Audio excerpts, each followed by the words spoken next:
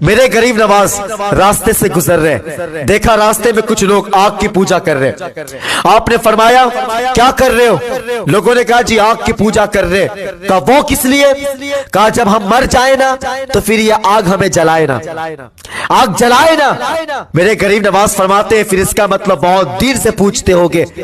تو لوگوں نے کہا جی ہم 40 سال سے پوچھ رہے، کسی نے کہا 60 سال سے پوچھ رہے، کسی نے کہا جی 80 سال سے پوچھ رہے۔ جب اتنا کہا نا میرے غریب نواز نے فرمایا پھر ذرا ہاتھ ڈال کے بتانا پھر کس کی طاقت تھی کہ وہ آگ میں ہاتھ ڈال دے؟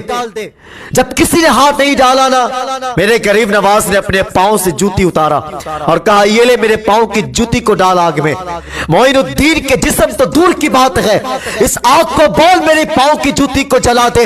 اللہ اکبر جب اتنا کہا ہے، آگ کے پاس اوقات کیا تھے، اس کی طاقت کیا تھی کہ میرے غریب نواز کی جوتی کو جلا دے۔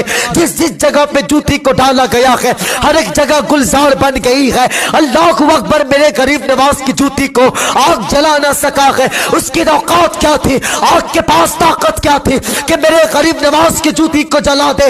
جب میرے غریب نواز کی جوتی کو آگ نے جلا نہ سکا، اللہ اکبر پھر میرے غریب نواز نے آگ کے اندر ہاتھ ڈالا ہے، اپنی جوتی کو باہر نکالا ہے۔ اللہ اکبر جب اتنا کہا ہے تو لوگوں نے کہا ہے بابا تمہیں تو آگ نے جلا نہ سکی ہے، اس کا مطلب بہت دین سے پوجتے ہوگے، اس کا مطلب بہت دیر سے تم پوجا کرتے ہوگے۔ اللہ اکبر جب کہا ہے تو میرے غریب نواز نے کہا تھا کہ لوگوں میں آگ کی پوجا نہیں کرتا، پھر کافر کس کی کرتے ہو؟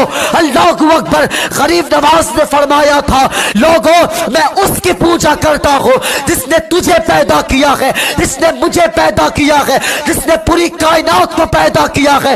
اللہ اکبر اتنا کہہ کے میرے غریب نواز جانے لگے ہیں، لوگ میرے غریب نواز کے قدم میں بیٹھ گئے ہیں اور کہا تھا بابا جا رہے ہو ایسے نہیں جاؤ، اپنا کلمہ پڑھا کر کے اپنے دامن میں لے کر کے رب سے ملا کر کے چلا جاؤ۔